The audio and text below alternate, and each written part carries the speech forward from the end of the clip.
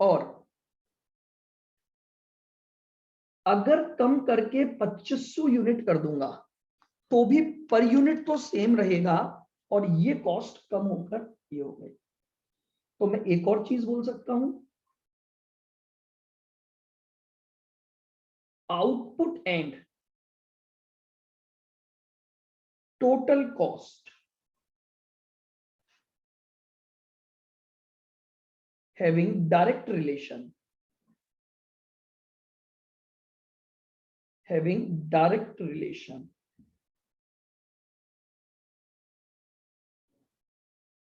Direct relation का मतलब होता है अगर आउटपुट बढ़ेगा तो कॉस्ट भी बढ़ेगी, पॉजिटिव। आउटपुट कम होगा तो कॉस्ट भी कम होगी, उसे हम बोलते हैं semi variable cost with direct relation. अब आती है सेमी वेरिएबल कॉस्ट।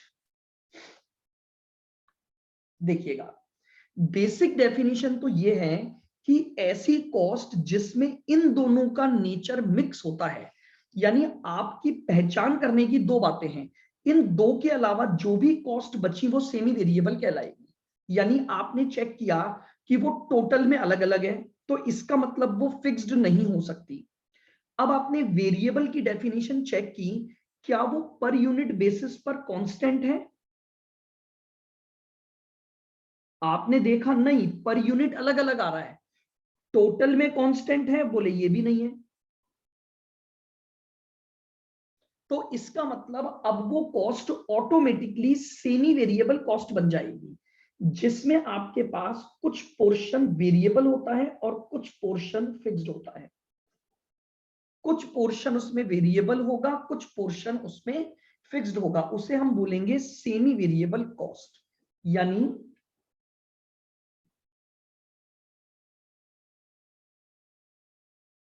चेंज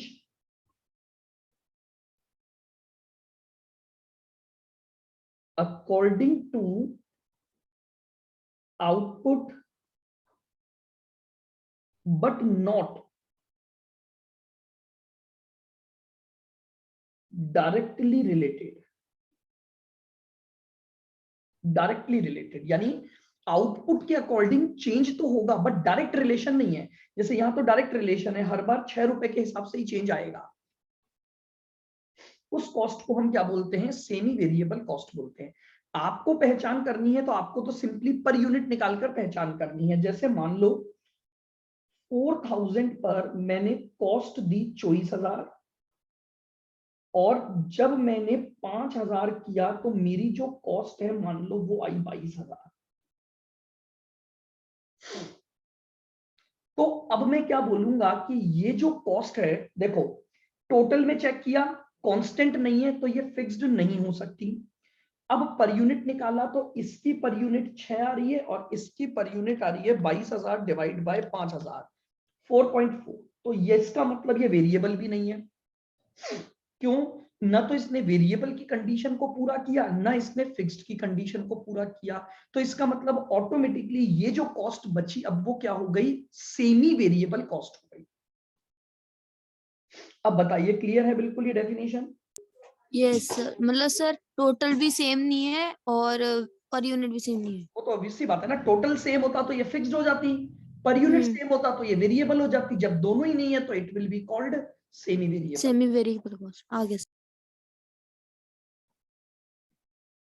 आइएगा, अब मैं आपको कुछ क्वेश्चंस आपके स्टडी मटेरियल के करवाता हूं। जो जो मैं बताऊंगा अभी हम केवल उन्हीं पर चर्चा करेंगे, क्योंकि अभी बहुत सारी चीजें इसमें अपने को डिस्कस करनी बाकी है।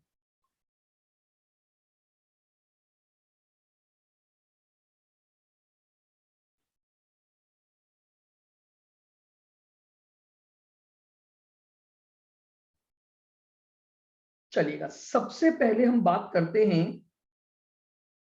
6th नंबर के क्वेश्चन पर। Cost are classified into fix cost, variable cost and semi variable cost. It is known as, ये क्लासिफिकेशन क्या फंक्शन के हिसाब से है, क्या एलिमेंट के हिसाब से है, बिहेवियर के हिसाब से है, या कंट्रोलेबिलिटी के आधार पर है? सर एक्टिविटी यानी वॉल्यूम। हाँ, या फिर बिहेवियर, एक्टिविटी को अभी मैंने बोला ना बिहेवियर भी बोल सकते हैं इसे अपन, तो यानी आपका इसका आंसर क्या हो जाएगा 6th क्वेश्चन का बी, क्योंकि बिहेव कर रही है कॉस्ट, कॉस्ट का बिहेवियर है कि वो फिक्स्ड है या वो, आप चाहें तो वहां पर लिख सकते हैं अपने नोट्स में, जहां पर ने एक्टिविटी और वॉल्यूम Yes, sir. लिखा उसी के साथ लिख दो बिहेवियर क्लासिफिकेशन भी बोला जाता है इसे।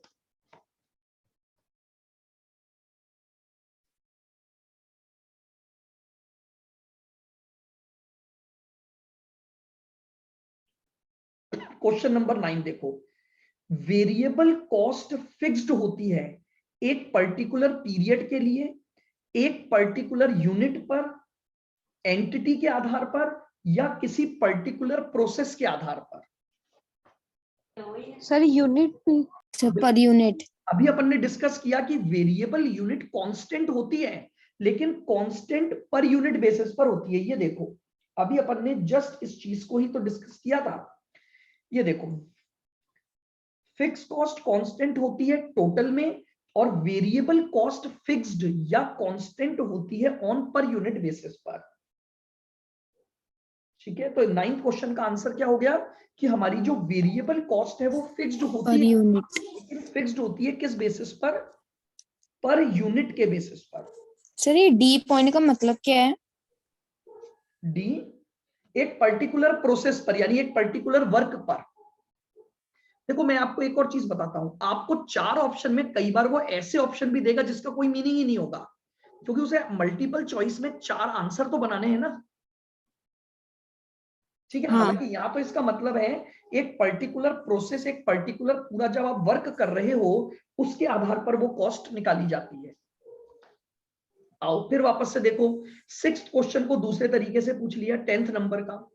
इन बिहेवियर एनालिसिस, यानी अगर मैं कॉस्ट के बिहेवियर एनालिसिस की बात करूं तो कॉस्ट को डिवाइड किया जाता है production and non production cost में, controllable and non controllable cost में, डायरेक्ट एंड इनडायरेक्ट कॉस्ट में, या फिक्स्ड एंड वेरिएबल कॉस्ट में। बताओ बिहेवियर के आधार पर फिक्स्ड और वेरिएबल. फिक्स्ड और वेरिएबल। तो बिहेवियर एनालिसिस के आधार पर अगर मैं उसको बांटूंगा तो बेसिकली वो क्या हो जाएगा, फिक्स्ड एंड वेरिएबल के आधार पर हम उसको बांट सकते हैं।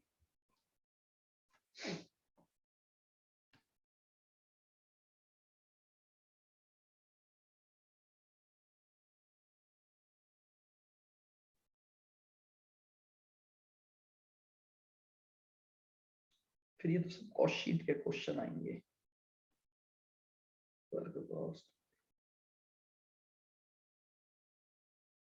ये देखिए 25th, interest on own capital, अपनी खुद की कैपिटल पर इंटरेस्ट चार्ज करना क्या कैश कॉस्ट है, नोशनल कॉस्ट है, संक कॉस्ट है, या नोशनल. ऑलरेडी पढ़ चुके हैं इम्प्यूटेड. कि भाई वो आपकी इम्प्यूटेड या नोशनल कॉस्ट होती है। तो 25th का आंसर क्या हो गया आपका, बी हो गया। सब प्राइम कॉस्ट पढ़ाओगे ना? हाँ हाँ, वो सब पढ़ेंगे, टॉपिक सारे पढ़ेंगे। अभी तो मैंने केवल जितना पढ़ाया, मैंने आपको सिर्फ ये बता रहा हूँ कि इसके बेसिस पर हमारी क्वेश्चंस कैसे बनते हैं।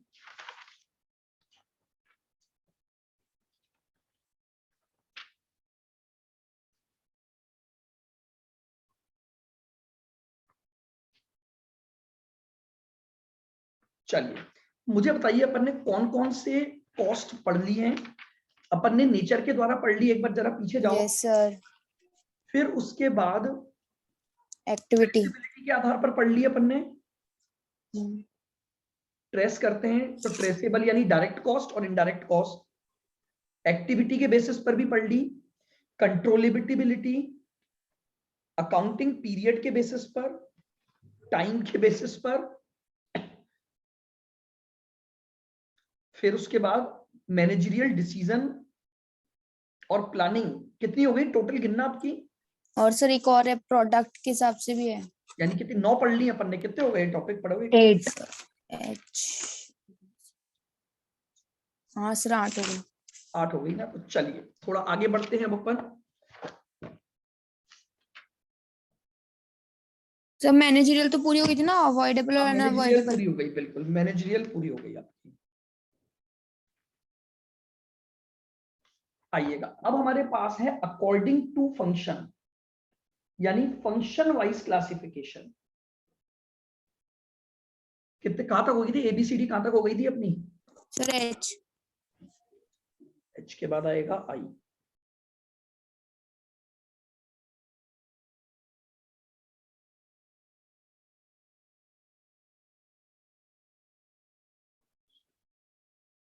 Cost according to function,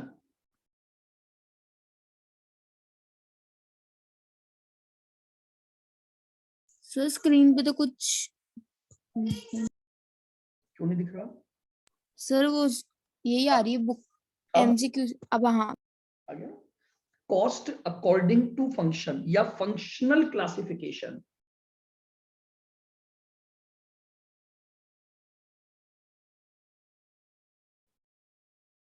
functional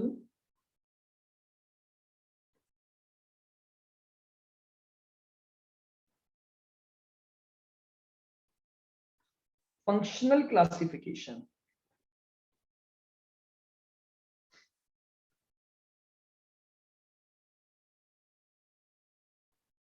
देखिएगा, देखिए फंक्शन का मतलब होता है किस तरह का वर्क आप कर रहे हो, किस तरह का फंक्शन आप परफॉर्म कर रहे हो। जैसे मान लीजिए फॉर एग्जांपल,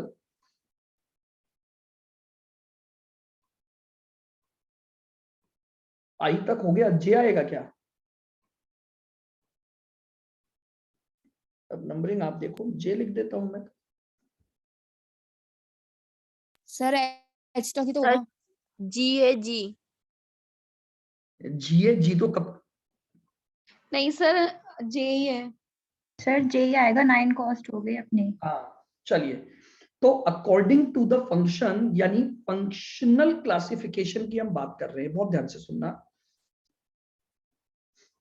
देखिएगा, कॉस्ट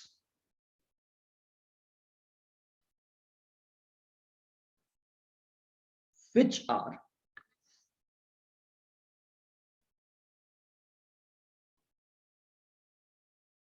सर 8 कॉस्ट ही तो हुई है ना अभी तक। अब भाई मुझे नहीं पता, देखो कितनी हुई नंबरिंग आप अपने हिसाब से डाल लो, पर नंबरिंग सर तो 8 कॉस्ट हो रही तो एच ही तो आएगा। एच तक 9 तो हो गई।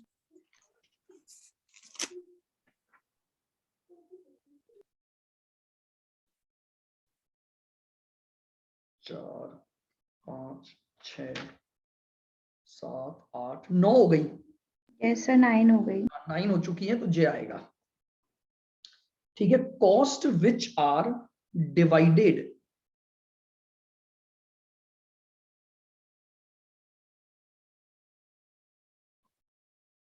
According to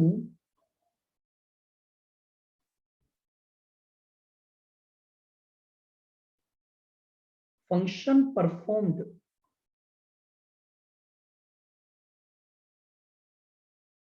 function performed by any department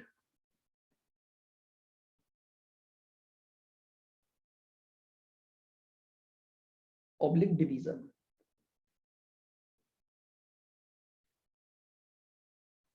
देखिए मेरी बात को बिल्कुल ध्यान से सुनना। देखिए मान लेते हैं एक बहुत बड़ा एक बिजनेस हाउस है,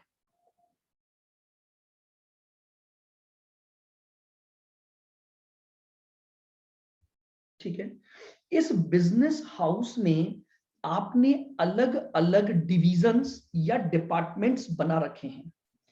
मान लीजिए ये आपका वो डिपार्टमेंट है जहां पर आपकी प्रोडक्शन एक्टिविटी होती है।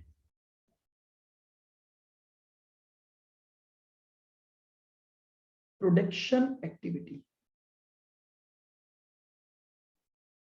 ठीक है, यानी यहां पर आप प्रोडक्ट बनाने का काम करते हो। अगर मैं एक तरह से बोलूं तो ये बेसिकली आपका प्रोडक्शन डिपार्टमेंट हो गया।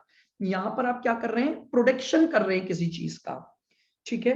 आइएगा, ये है आपका ऑफिस या जिसको हम बोलते हैं एडमिनिस्ट्रेशन का वर्क होता है।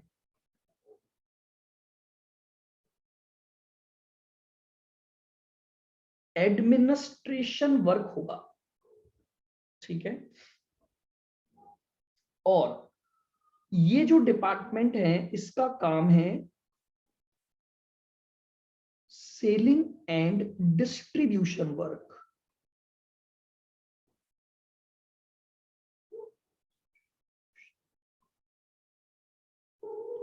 तो देखिएगा हम क्या बात कर रहे हैं, ऐसी कॉस्ट जो कि डिवीजन या डिपार्टमेंट के द्वारा दिए जाने वाले फंक्शन पर बेस्ड होती है। देखिए क्या होता है, हर का फंक्शन अलग अलग होता है। जैसे मान लीजिए अगर हम एक बात करें वर्क टू बी परफॉर्म्ड की मैं बात करूं, तो जैसे मान लो फॉर एग्जांपल एक डिवीजन वो है जो केवल और केवल प्रोडक्शन एक्टिविटी में लगा हुआ है, इसको हम बोलते हैं प्रोडक्शन डिवीजन।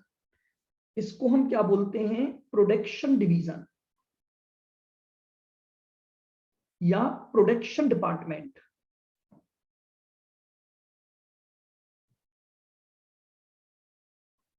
यहां पर केवल एडमिनिस्ट्रेशन का वर्क होता है। एडमिनिस्ट्रेशन का मतलब एक ऑफिस बना हुआ है जहां पर मैनेजिंग डायरेक्टर आके, मैनेजर आकर ये सब बैठते हैं और सब पर नजर रखते हैं, तो इसे हम बोलते हैं एडमिनिस्ट्रेशन डिपार्टमेंट।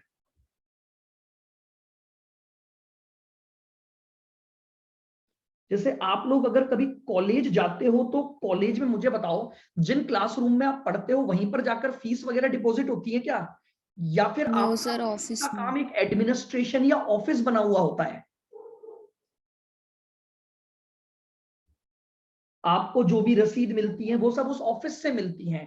तो ऐसा ही कंपनियों में भी होता है। तो इस डिपार्टमेंट को हम क्या बोलते हैं, एडमिनिस्ट्रेशन डिपार्टमेंट, और ये कहलाता है selling and distribution department.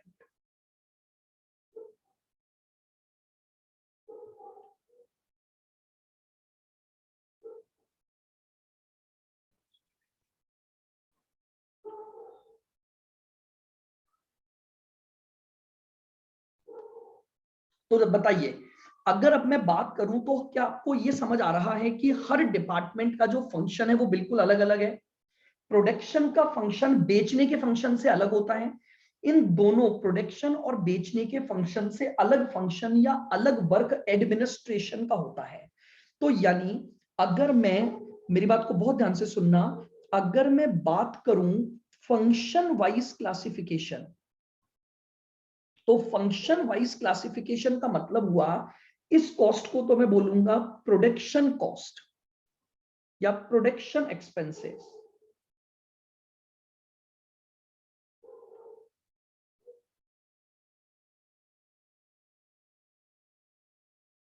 Production cost, इसे क्या बोलूंगा,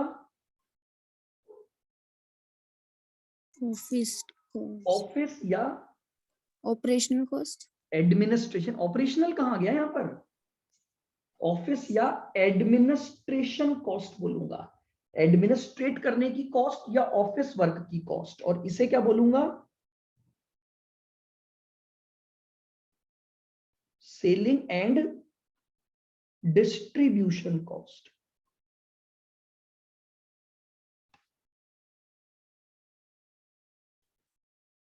बताओ क्या यहां तक की बात समझ में आ गई? डिपार्टमेंट में जिस तरह का फंक्शन परफॉर्म हो रहा है उसको बोलेंगे फंक्शन वाइज क्लासिफिकेशन। तो 3 क्लासिफिकेशन है, लेकिन अब अगर मैं, मेरी बात को बहुत ध्यान से सुनना, अगर इसका एक बेसिक क्लासिफिकेशन देखूं तो इन तीनों को मिलाकर हम 2 पार्ट में बांट सकते हैं।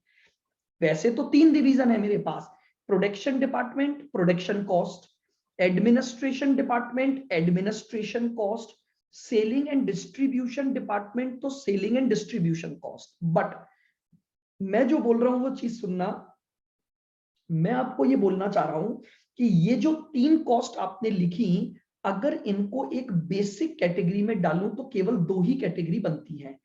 एक कहलाती है प्रोडक्शन कॉस्ट और एक कहलाती है कॉमर्शियल कॉस्ट। प्रोडक्शन या मैन्युफैक्चरिंग का मतलब है वो कॉस्ट जो आपके किसी भी काम को प्रोडक्ट को बनाने, किसी भी सर्विस को देने, किसी भी कंस्ट्रक्शन वर्क को करने में लगी है, तो उस कॉस्ट को तो बोलेंगे प्रोडक्शन। और ऑफिस और सेलिंग, इन दोनों को बोला जाता है मिलाकर कॉमर्शियल कॉस्ट। क्या बोला जाता है? Commercial cost. कॉमर्शियल कॉस्ट का मतलब होता है वो कॉस्ट जो प्रोडक्शन में डायरेक्टली तो रिलेटेड नहीं है बट हेल्प करती है प्रोडक्ट के बनने में इनडायरेक्टली। तो आप इस बात को नीचे लिखेंगे। ये तो मैंने आपको एक बेसिक क्लासिफिकेशन बता दिया। अब अगर अपन जाएं तो इसमें लिखो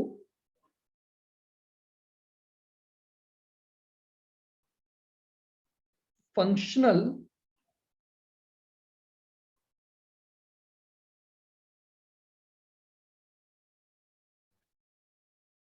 क्लासिफिकेशन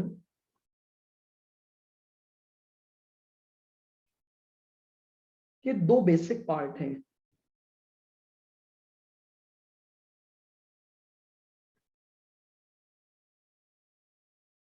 प्रोडक्शन और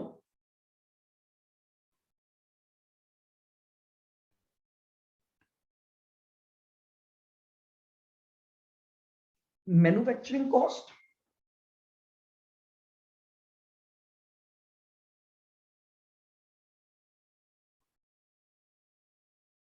और कॉमर्शियल कॉस्ट। हाँ, अब जब मैं कॉमर्शियल कॉस्ट की बात करूंगा तो कॉमर्शियल कॉस्ट के फिर दो पार्ट होते हैं। इसमें एक तो आएगी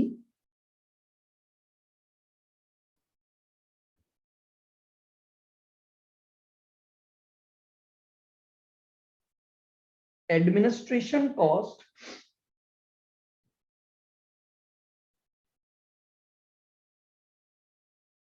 और selling and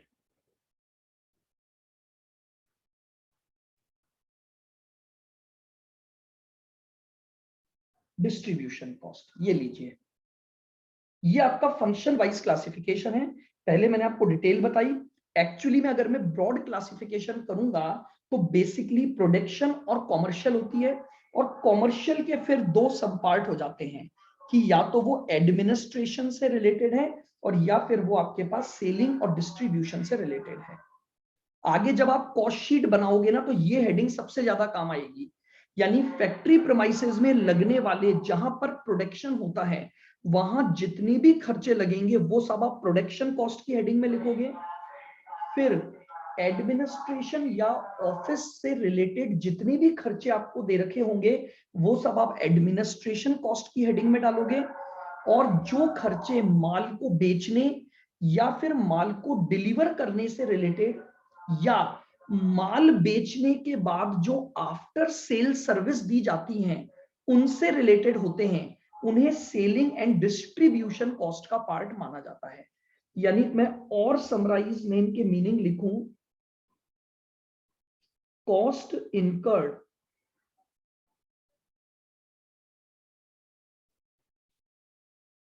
to manufacture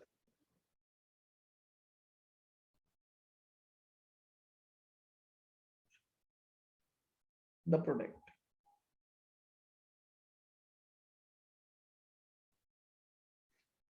cost incurred to manufacture the product, उस कॉस्ट को तो मैं क्या बोलूंगा? Production cost.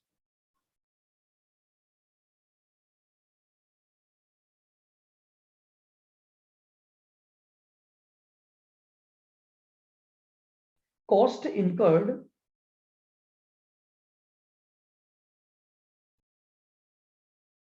in office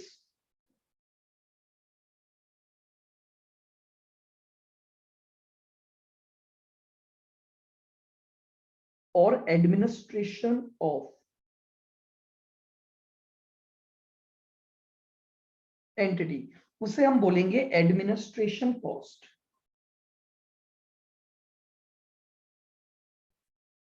cost और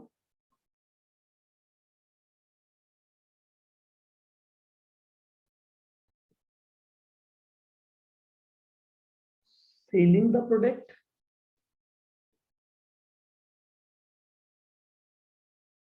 cost related to delivery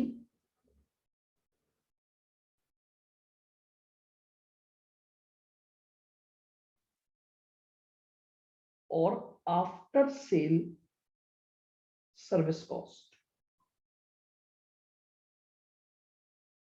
ये सब हमारा इसका हिस्सा बनेंगी।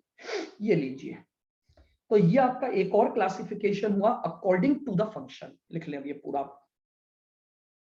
ये आपका हो गया एक और क्लासिफिकेशन जो फंक्शन या वर्क के आधार पर आप एलोकेट करते हो।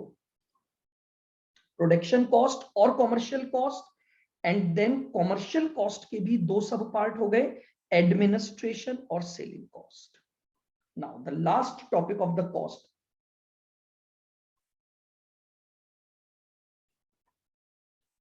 जे के बाद आएगा के। ये लास्ट क्लासिफिकेशन है कॉस्ट का, which is called according to normality. costs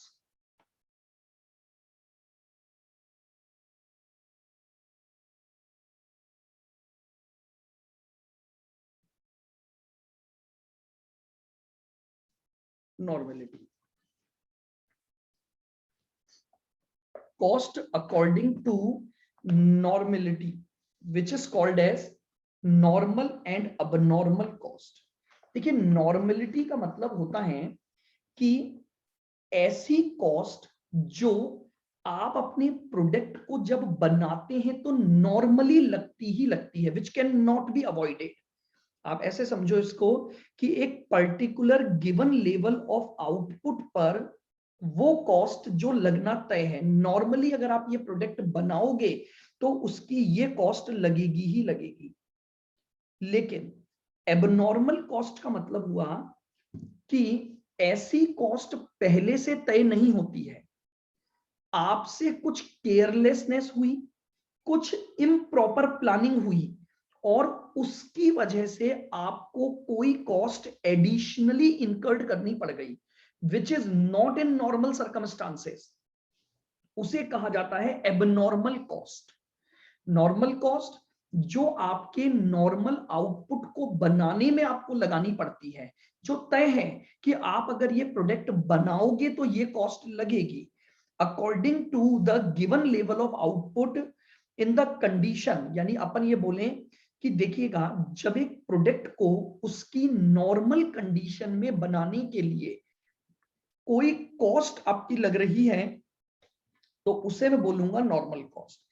abnormal का मतलब होता है कि नॉर्मली वो कॉस्ट नहीं लगती थी, आपसे कुछ इम्प्रॉपर प्लानिंग हुई या आपसे लैक ऑफ सुपरविजन हुआ और इस वजह से आपकी कोई एक्स्ट्रा कॉस्ट लग गई, उस कॉस्ट को हम बोलते हैं एबनॉर्मल कॉस्ट। सबसे इंपॉर्टेंट लाइन, नॉर्मल कॉस्ट हमेशा कॉस्ट ऑफ प्रोडक्शन का पार्ट होती है, यानी ये प्रोडक्ट में ऐड रहेगी। लेकिन अगर कोई एबनॉर्मल कॉस्ट इंक्लूड हुई है तो वो आपकी प्लानिंग की गलती है, आपके सुपरविजन की गलती है, उसको आप प्रोडक्ट पर चार्ज नहीं करते हो, उसे हम directly profit and loss account में शो कर देते हैं। जरा पहले एक बार इस बात को लिख लें। देखिएगा, नॉर्मेलिटी के आधार पर कॉस्ट के दो हिस्से हो गए, एक तो बनी normal cost. Loss by fire, theft, ये सब एबनॉर्मल है। हाँ जी, ये सब एबनॉर्मल होते हैं।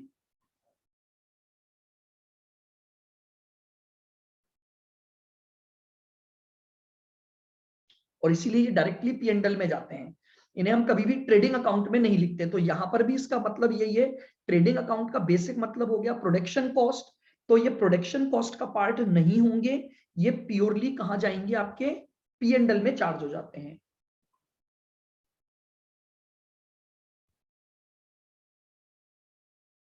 ठीक है, तो एक तो बनी आपकी नॉर्मल कॉस्ट और एक बनी आपकी abnormal cost.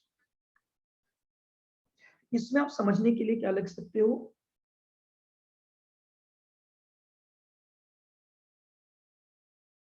these costs are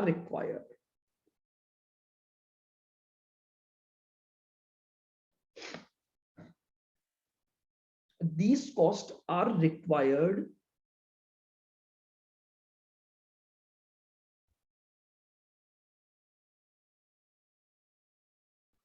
to manufacture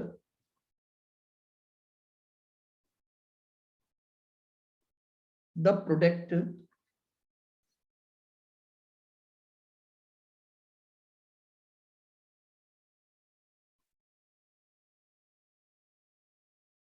normally. These should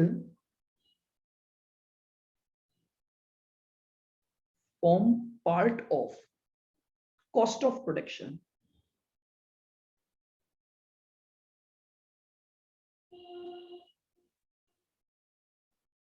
ये लीजिए, ये कॉस्ट हमेशा किसका पार्ट होती है? कॉस्ट ऑफ प्रोडक्शन का पार्ट हो जाती है। लेकिन अगर मैं एबनॉर्मल कॉस्ट की बात करूं,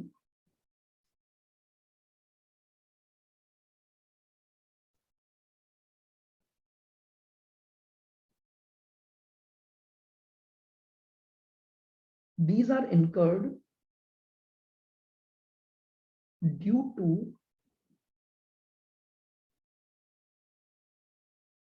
improper planning.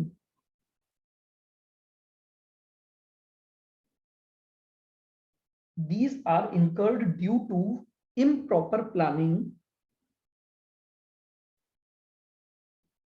oblique lack of supervision.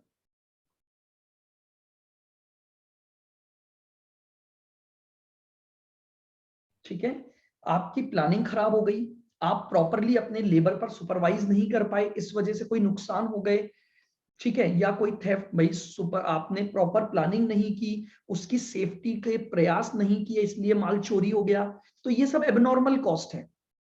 ये जो नुकसान होते हैं एबनॉर्मल होते हैं, जो नॉर्मली प्रोडक्ट से रिलेटेड नहीं है, तो इनको हम क्या करते हैं, डायरेक्टली कहां ले जाते हैं? Charged to costing P&L।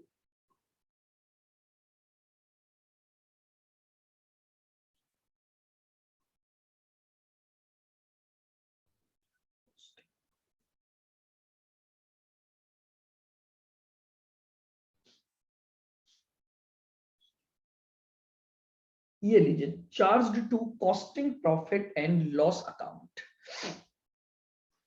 ये आपका एक सबसे बड़ा टॉपिक जो था इस चैप्टर का, कॉस्ट क्लासिफिकेशन, यानी आपकी कॉस्ट कितने तरह की होती हैं और उनके क्या क्या सब पार्ट हैं, ये सारी बातें मैंने आपको समझा दी हैं।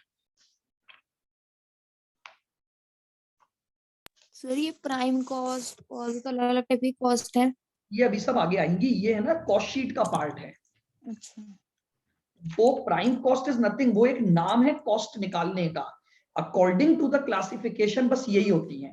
प्राइम कॉस्ट ऑलरेडी आप पढ़ चुके हो, इसमें फैक्ट्री कॉस्ट ऑलरेडी आप पढ़ चुके हो, इनमें से कुछ कुछ कॉस्ट निकलेंगी और उनको जोड़ूंगा तो वो प्राइम कॉस्ट बन जाएगी। जैसे मान लो फॉर एग्जांपल मैं कॉस्ट ऑफ प्रोडक्शन बोल रहा हूं कि सारी नॉर्मल कॉस्ट को कॉस्ट ऑफ प्रोडक्शन में लूंगा, तो अब हमारा अगला क्वेश्चन ये आता है कि भैया कॉस्ट ऑफ प्रोडक्शन में लेंगे किस किस को?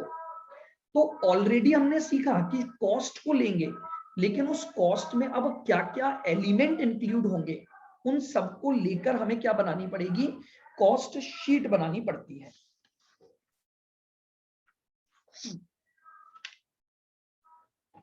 बोलो, क्लियर है यहां तक? अब देखिएगा, आपके इसमें एक और टॉपिक है और मॉड्यूल में एक पूरा चार्ट दिया हुआ है, ये बहुत इंपॉर्टेंट है। हालांकि ये अभी होगा नहीं, लेकिन आप एक बार इस चार्ट को आज घर पे पढ़ेंगे जरूर, मैं इनका डिस्कशन करूंगा, बट इस पर बेस्ड 100% कोई ना कोई क्वेश्चन एग्जाम में आएगा आपका, और वो है आपका ये चार्ट। आपको यहां पर कुछ 27 इंडस्ट्री दी गई हैं, ये भी है, और एक इससे ऊपर चार्ट है ये वाला, जहां पर आपको कुछ 27 वर्क दिए हुए हैं। ये दो चार्ट आपको बहुत अच्छे से समझ में आने चाहिए। यानी ये पहला चार्ट तो है वो ये बताता है कि अगर आप इस पर्टिकुलर वर्क को कर रहे हो, तो याद है मैंने आपको मेथड ऑफ कॉस्टिंग पढ़ाया था, जिसमें मैंने आपको कहा था कॉस्टिंग होती है, उनके बारे में भी लिखवाऊंगा, वो थ्योरी भी आपके सिलेबस में है। कॉन्ट्रैक्ट कॉस्टिंग कौन सी होती है, सर्विस कॉस्टिंग कौन सी होती है, बैच कॉस्टिंग कौन सी होती है, मैं इन सबको भी लिखवाऊंगा और इसमें पक्का पक्का 1 या 2 क्वेश्चन आपके इस चार्ट पर आएंगे। जैसे वो आपसे पूछ लेगा कि भैया बताओ हॉस्पिटल के लिए कौन सी कॉस्टिंग के मेथड को अप्लाई किया जाता है। तो हॉस्पिटल क्या प्रोवाइड करता है, सर्विस प्रोवाइड करता है, तो उसके लिए हो गया सर्विस कॉस्टिंग। जैसे एक मान लो कंस्ट्रक्शन ऑफ हाउस है, तो कंस्ट्रक्शन ऑफ हाउस किस में आएगा,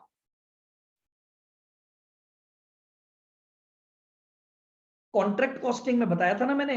जहां पर आपका Yes, sir. साइट पर जाकर काम करना होता है वो कॉन्ट्रैक्ट, और जहां पर आप अपने यहां पर काम करके हैंडओवर Job. Job costing. तो आपको आज एक बार बस ये चार्ट पढ़ने हैं, 2 चार्ट पढ़ने हैं। हालांकि आप पहले एक ही पढ़ लो, क्योंकि कल की क्लास तो पूरी हमारी इसके डिस्कशन पे ही निकल जाएगी, क्योंकि मैं आपको सारे मेथड, ये देखो सारे मेथड समझाए इन्होंने आपके इसमें शॉर्ट में। जॉब कॉस्टिंग क्या होता है, फिर ये समझाया इसने बैच कॉस्टिंग क्या होता है, चाहो तो इनको एक बार पढ़ के आना, प्रोसेस कॉस्टिंग, ऑपरेटिंग कॉस्टिंग और कॉन्ट्रैक्ट कॉस्टिंग। और फिर इनके बेसिस पर इन्होंने एक टेबल दी है कि आपकी कौन सी इंडस्ट्री में किस तरह की कॉस्टिंग यूज होगी। तो आज आपका वर्क इतना सा है, आपको ये एक बार पढ़ना है, ताकि कल जब हम डिस्कशन करेंगे मैं आपको ये चीजें समझाऊंगा तो आपको ये सारी बातें समझ आएंगी। फिर उसके बाद फिर ये वाली टेबल को समझेंगे, बस फिर उसके बाद तो हमारे पास थोड़ा सा प्रैक्टिकल पार्ट आ जाएगा। ये सारी चीजें मैंने पढ़ा दी। फिर ये फॉर्मेट ऑफ कॉस्ट शीट, ये इसका लास्ट टॉपिक है कि भैया फॉर्मेट पढ़ेंगे, और फॉर्मेट पढ़ने के बाद आपको इसके कुछ एग्जांपल्स दे रखे हैं 10-12, हमें वो एग्जांपल सॉल्व करने हैं, और फिर हमारा ये चैप्टर कंप्लीट हो जाएगा 20 मार्क्स का। ठीक है।